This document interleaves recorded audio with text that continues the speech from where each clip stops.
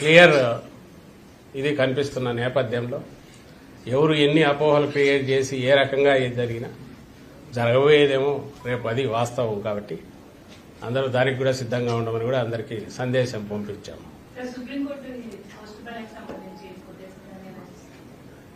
Supreme court కొట్టేసినంత మాత్రాన అది వాళ్ళు చేసిన తప్పు అయితే తప్పు కాకుండా పోదు. క్లియర్ మేము కామన్ సెన్స్ ఉన్న చిన్నపిల్లల్ని అడిగినా చెప్తారు.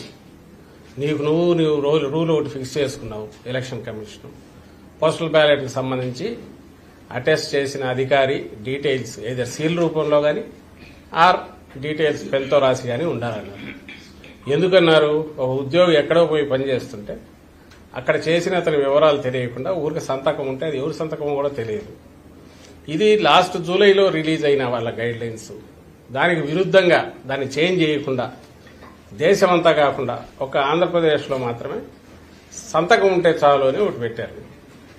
ఇది కూడా ఏది తెలుగుదేశం పార్టీ వాళ్ళు వెళ్ళి బ్యాలెట్ పేపర్ చూస్తే సరిపోతుంది, ఇవేం అక్కర్లేదని వాళ్ళు రిక్వెస్ట్ చేశాక వీళ్ళు మార్చారు ఈసీ. దాంట్లో క్లియర్గా బ్లాటెంట్ వయలేషన్. నీ ప్రొసీజర్స్ నువ్వు ఫామ్ చేసుకున్న రూల్సే నువ్వు వయలేట్ చేస్తుంది ఈసీ. అది కూడా ఇప్పుడు పోలింగ్ అయిపోయిన తర్వాత, పోలింగ్కు ముందు డెసిషన్ తీసుకుని కంట్రీ అంతా ఇంప్లిమెంట్ చేస్తే అది న్యాయమైంది, నిష్పక్షపాతంగా ఉన్నది. పోలింగ్ అయిపోయింది, కౌంటింగ్ దగ్గరికి వచ్చాక అది ఒక స్టేట్లో ఇక్కడ మాత్రమే ఇలాంటి ఎగ్జామ్షన్ ఇవ్వడం అనేది విడ్డూరంగా కనపడుతుంది, అనుమానాస్పదంగా కూడా ఉంది. అదే రైట్ చేశాం. But court doesn't want to interfere at this junction. కాలేమని అది కోర్టుకి వెళ్తే అది ఇండిపెండెంట్ వ్యవస్థ. కానీ మాకున్న హక్కు పొలిటికల్ పార్టీగా ఏదుందో దాన్ని అయితే పూర్తి ఎగ్జాస్టివ్ గా వాడుకున్నాం. ఆ విషయం కౌంటింగ్ ఏజెంట్లకు సంబంధించి రిలేవ్స్ ఈసారి ఉండకూడదని చెప్పి కూడా కొత్తగా ఇంకొక నిర్ణయం తీసుకుంది. ఏది కౌంటింగ్ ఏజెంట్లకు రిలేవర్లు అవసరం లేదు అనేది ఈసీ తీసుకున్న నిర్ణయం సార్. ఎందుకని ఇలాంటి వివాదాస్పద నిర్ణయాలు ప్రతిదీ ఇవే కాదు, చాలా చోట ఈసారి కనిపిస్తున్న ఖచ్చితంగా ఒకటే అంటే చంద్రబాబు నాయుడు అనే వ్యక్తి ఎవరైతే సిస్టమ్స్ ను మ్యానిపులేట్ చేయడం, నేను మ్యానిపులేట్ చేయగలను, నా శక్తి ఇంత ఉందని చూపే రకంగా ఒక రౌడీ అయితే ఎలాగైతే రౌడీజం చేసి అందరినీ భయపెట్టి ఇచ్చేస్తాడు, సిస్టమ్ మీద నా కంట్రోల్ ఉందని చూపే ప్రయత్నం, ఎలక్షన్ కమిషన్ మీద నా కంట్రోల్ ఉందని చూపే ప్రయత్నం గత 2 నెలలుగా మీరు అందరు గమనిస్తున్నారు. కూటమిని పొత్తు పెట్టుకున్నప్పటి నుంచి, ఈసీ కోడ్ వచ్చినప్పటి నుంచి, అది అధికారుల బదిలీల్లో కావచ్చు, అడ్డగోలు నిర్ణయాలు అప్పటికప్పుడు తాత్కాలికంగా తీసుకుంటున్నవి కావచ్చు, ఏదైనా సరే అన్నిట్లో తన ప్రభావం ఉంది అని చూపుతున్నాడు. అది చూపించి అధికార యంత్రాంగం మీద పట్టు సాధించే ప్రయత్నం చేశాడు. అవన్నీ కూడా ఇక్కడికి వచ్చేసరికి పాచికలేమి పారవు. అది ఏదైనా ఉంటే సైకలాజికల్ గానో మానసికంగానో ఆయన నమ్ముకున్న వాళ్ళకు కొంత టెంపరీ ఆనందాన్ని ఇస్తుంది. లేదా అధికారులు కొంతమంది భయపడి ఎందుకైనా మంచిది వీళ్ళు చెప్పినట్టు ఉంటే బెటర్ కదా అని వాళ్ళ చెప్పినట్టు ఫాలో అయ్యే అవకాశాలు ఏమి ఉంటాయేమో కానీ యాక్చువల్ ఓటింగ్ దీనికైతే దాని ఇంపాక్ట్ క్రియేట్ చేయదు.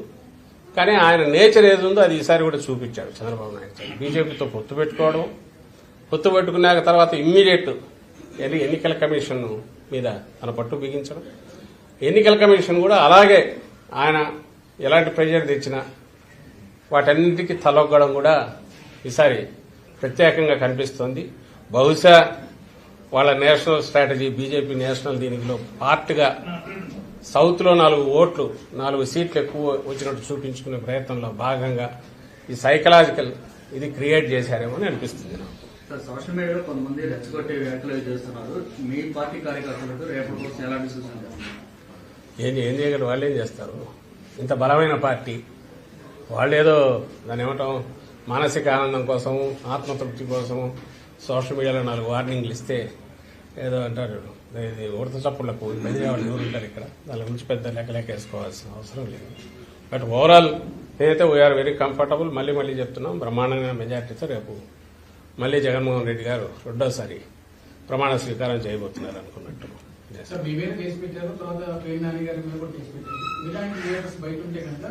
కౌంటింగ్ కూడా ఇబ్బంది వచ్చేటువంటి పరిస్థితి ఉందని టీడీపీ కామెంట్ చేస్తుంది, ట్రోల్స్ కూడా చేస్తుంది. అవును, అదేదో కోర్టు ఇచ్చింది. కోర్టు డెసిషన్ దాని ప్రకారం పోవాల్సి వస్తుంది. మాకు సంబంధించిన వాడు కేసు పెట్టి చంద్రబాబు నాయుడు మీద కూడా మా వాళ్ళు కేసు పెట్టారు. అవేముంది కేసులు, దాని కేసులు నడుస్తుంటాయి. ఈ ప్రాసెస్ ఏది చేసినా నేను అనేది అసలు విషయం ఏదైతే పోలింగ్ ఏదైతే ఉందో అది అయిపోయింది. కౌంటింగ్కు రేపటికి వస్తున్నాము. ఏదైనా రేపు మధ్యాహ్నానికి తేలిపోతుంది, రిజల్ట్ తేలిపోతుంది. ఒకవేళ గతంలో మేము ప్రతిపక్షంలో ఉన్నప్పుడు ఎట్లా బిహేవ్ చేశాము, వ్యవహరించాము, అధికారంలో ఉన్నప్పుడు అలాగే వ్యవహరించాము. చంద్రబాబు నాయుడు అధికారంలో ఉన్నప్పుడు ఎంత దుందుడుగా బిహేవ్ చేసేవాడు, ప్రతిపక్షంలో ఉన్నప్పుడు కూడా అలాగే దుందుడుగా బిహేవ్ చేస్తున్నాడు. ఆ రోజు సీఈఓ మీద అటాక్ చేశాడు. ఈ రోజు ఎన్నికల కమిషన్ ద్వారా ఇంకో రకంగా అధికార యంత్రాంగం మీద పట్టు బిగించి ఆ రకంగా అటాక్ చేస్తున్నాడు. ఆయనకన్నా అలవాటు అది. మా నాయకుడికి కానీ మా పార్టీకి కానీ సంయమనంతో ఉండడము, రూల్స్ను ఫాలో కావడం ఇదే అలవాటు. అంత మాత్రాన వీఆర్ నాట్ వీక్. అలాంటివి ఎవడన్నా వచ్చి చిన్న పార్టీది కాగానే పుట్టి 10 ఏళ్ళు కాగానే ఇంత బలమైన పార్టీ అయిన వైఎస్ఆర్ కాంగ్రెస్ పార్టీ ఇలాంటి ఉడత చప్పులకు బెదిరేదే ఉంటుంది, బెదరదు అలాంటి వాటికి. అంటే ఇప్పటికీ కూడా అప్పులు చేసి కాంట్రాక్టులకు బిల్లు చెల్లిస్తున్నారు, వాళ్ళకి అనుకూలమైనటువంటి కాంట్రాక్ట్ బిల్లు చెల్లిస్తున్నారు. ఈసీకి లేకౌట్ రాశారు సార్ టీడీపీ. అది రాశారు. ఆమె ఎవరు పురంధేశ్వరి గవర్నర్ దగ్గరికి వెళ్ళింది. అసలు వాళ్ళ అంటే ఏదో ఒక రకంగా మీడియాలో కనపడాలని ఇది చేస్తున్నారు, అర్థం కావట్లే. కానీ అప్పులు ఎన్నో ఇవెన్నో తీయమని అది ఒక చీటీ ఒక లెటర్ రాశారు గవర్నర్కు. నిజంగా వాళ్ళకి ఏదన్నా వాళ్ళు అధికారంలోకి వస్తున్నారని తెలిస్తే 2 రోజులు వెయిట్ చేస్తే అయిపోయేదానికి పోవాల్సిన అవసరం లేదు. ఏదో ఒక హడావుడి చేయాలి అనేది ఒకటి వాళ్ళకి కనపడుతుంది. ఆ హడావుడి చేయడంలో పోగానే ఇలాంటివి రాస్తున్నారు, ఇలాంటివి అలాగే లేఖలు పోయిస్తున్నారు. కానీ చంద్రబాబు నాయుడు మాత్రం సైలెంట్గా ఉన్నాడు, గమనించండి. ఆయన మాత్రం ఎక్కడ మాట్లాడట్లా, చాలా గుంభనంగా వ్యవహరిస్తున్నాడు. ఎక్కడ కూడా ఇంతవరకు కామెంట్ చేయట్లా. బహుశా తనకు పిక్చర్ తెలుసు కాబట్టి రేపు ఏం జరగబోతుంది అనేది దానికి మెంటల్గా ప్రిపేర్ అయినట్టున్నాడు ఆయన. ఓకే, ఆయన అసలు ఉన్నట్లేడు, దేశంలో ఉన్నట్లేడు నాకు తెలిసి. ఈరోజు బ్యాక్ వచ్చాడా? ఇన్నాళ్ళు అయితే దేశంలో లేడు. స్టేట్ లో 21 ఎంపీ సీట్లు కొట్టేయబోతున్నాం అని చెప్పని అరుణ్ సింగ్ బీజేపీ లీడర్ కూడా నిన్న చంద్రబాబు ఏ కాన్ఫిడెంట్ తో వాళ్ళ విధంగా మాట్లాడుతున్నారు. అంతే కదా, 2 నుంచి మాకు 4 ఇస్తే 21 వాళ్ళకే కదా. నిన్న ఆ survey India today my axis survey జరిగింది కదా, దాంట్లో నిన్న అసెంబ్లీ చెప్పినట్టున్నారు వాళ్ళకి చేసి. అది నిన్న కూడా అన్నా కదా, మాకు 2 చాలా జనరస్ గా 2 నుంచి 4 ఇచ్చాడు. పాపం ఆయన బీజేడీ వాళ్ళకైతే 0 పెట్టేట్టున్నాడు. అలాగే కానీ అవి మీరు చూడండి, 2 నుంచి 4 అంటే మళ్ళీ అసెంబ్లీకి వచ్చేసరికి కొంచెం జనరస్ కొంచెం మరింత ఇదిపోయాడు. కానీ అసెంబ్లీ లెక్కలే మీరు చూస్తే మై యాక్సిస్ అనే దాంట్లో మరి జనసేనకు ఎవరో నాకు మార్నింగ్ గుర్తు చేశారు, 7% ఓట్ షేర్ ఇచ్చాడు. జనసేన పోటీ చేసింది 21 సీట్లలో. 21 సీట్లలో 7% ఆఫ్ టోటల్ పోల్డ్ ఓట్స్ అంటే వాళ్ళకి ఆ 21 సీట్లలో 61% వాళ్ళకి పోల్ అయిండాలి. అంటే 21 సీట్లలో 61% పోల్ అయితే అది టోటల్ ఓట్స్ లో 7% అవుతుంది. అది ఏమన్నా అది లెక్కేనా? అంటే వారికి ఏ లెక్కలు వేసుకుని కలపాలని చూస్తే ఎట్లా చేసినా కుదరట్లేదు అనుకుంటా. ఆ 400 400 20 అని ఎందుకని తెలియదు కానీ 400 దగ్గర అయినారు. అక్కడికి పోవడం కోసం స్ట్రెచ్ చేసిన దాంట్లో మన ఏపీలోనే చూస్తే వైఎస్ఆర్ కాంగ్రెస్ పార్టీకి 44% ఓట్ షేర్ ఇచ్చాడు. సీట్లు ఎన్ని ఇచ్చాడా? 55 నుంచి 77 ఇచ్చాడు. 42% వచ్చినోడికి ఎన్ని ఇచ్చినాడు? టీడీపీకి నాకు గుర్తుండి 78 నుంచి 96 ఏమో ఇచ్చినట్టున్నాడు. సో జనసేనకైతే ఈ సీట్లో వాళ్ళకి 61% వస్తే 7% టోటల్ వస్తాయి. అంటే ఏమైనా లెక్కలు కుదిరేవైనా పొందికి కుదురుతుందా?